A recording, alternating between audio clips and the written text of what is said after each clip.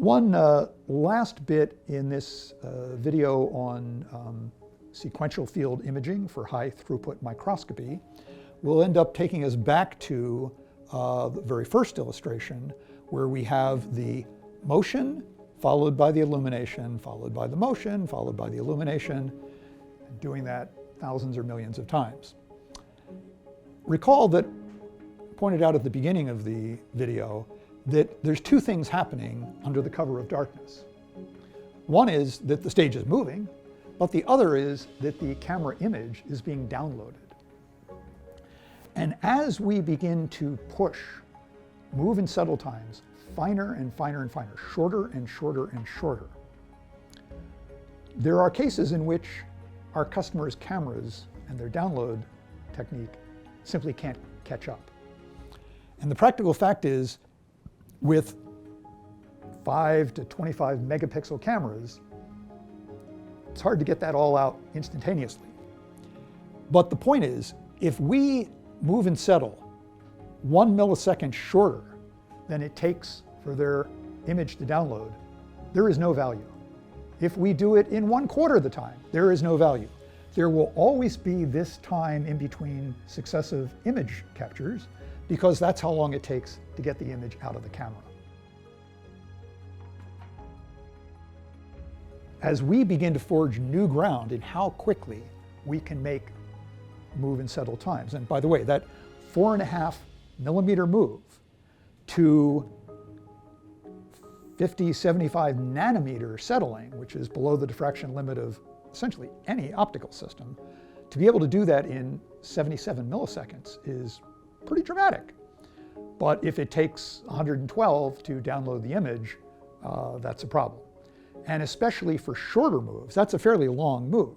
If we're doing a 1 millimeter move in 22 milliseconds, a USB 3 camera is going to take more like 60 milliseconds to download that image.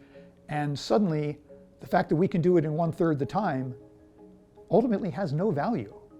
So one of the things that we routinely do is encourage our customers to move towards higher speed image downloads.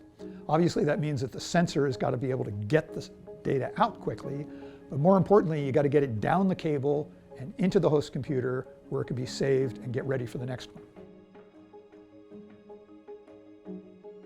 And among high-speed camera download options, one is, an older one is called Camera Link. It can be annoying, but it is fast. There are some proprietary ones, some are based on PCIe. There are various proprietary download links that various companies have. They'll all have their own name for them. Before very long, we're right on the edge right now. I think the laptops that are going to be coming out in a few months are all going to have USB 4.0 ports on them. Now, unfortunately, nobody's making cameras with USB 4.0, but they will. USB 3.0 cameras are ubiquitous, so 4.0 will come.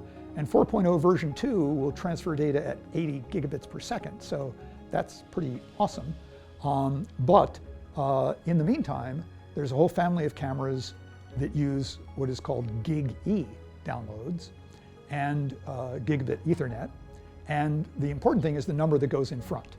So it used to be there was just Gig-E, but then there was 5 Gig-E and 10 Gig-E, and then there was 25 Gig-E, and now there's 50 gigabyte Gig-E and gigabit per second, and there is work being done on 100 Gig-E.